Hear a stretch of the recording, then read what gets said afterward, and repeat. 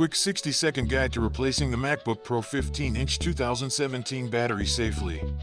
Gather required tools: pentalobe, tri-point drivers, spudger, tweezers, new battery. Safety first: power off, unplug, and ground yourself to prevent static damage.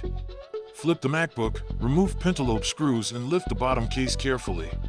Locate and disconnect the battery connector before touching internal components. Remove adhesive strips and lift out the swollen battery using a plastic spudger. Place the new battery, align connectors, and press adhesive into position.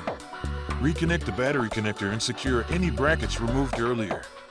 Reinstall the bottom case screws and tighten evenly with the pentalobe driver. Power on the MacBook and open System Report to check battery health status. Before replacement, the battery showed service recommended.